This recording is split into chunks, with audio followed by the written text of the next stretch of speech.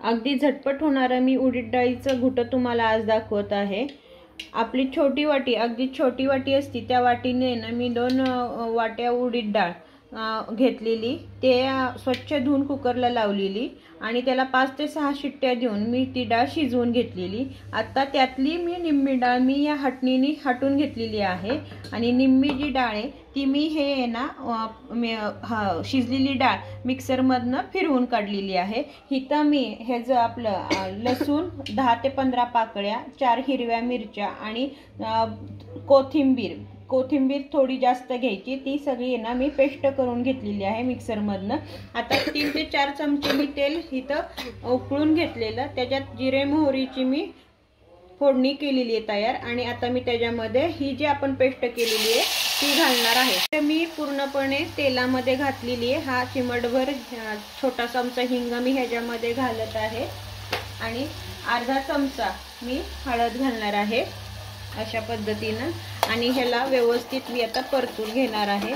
अगदी व्यवस्थित परतून घ्यायचं, तेल सुटूस तोपर्यंत।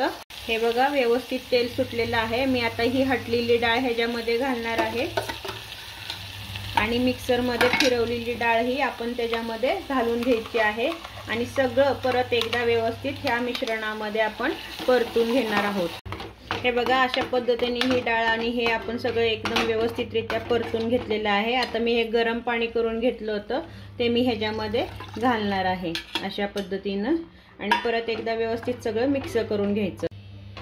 बघू शकता तुम्ही कलर किती अप्रतिम आलेला आहे हे बघा आणि घुटही आपलं किती सरसरीत छान झालेलं आहे।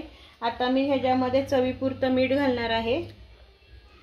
अगदी चरमरीत आणि चटपटीत हे घुटं होतं। आपण जर आजारी माणूस घरात असेल आणि तोंडाला चव नसेल तर उडदाच्या डाळीचं घुटं सर्दी पडशामध्ये अतिशय गुणकारी आहे। ह्याने सर्दी पडस आपलं निघून शरीरातलं निघून जातं।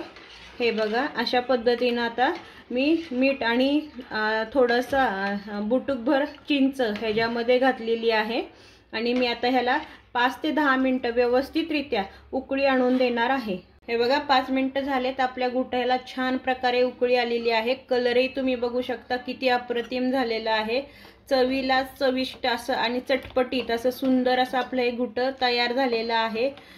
खूप छान हा गुणकारी असं हे उडदाच्या डाळीचं घुटं असतं। सर्दी पडशी झाला असेल तर अवश्य तुम्ही हे रेसिपी पाहून हे घुटं तयार करा।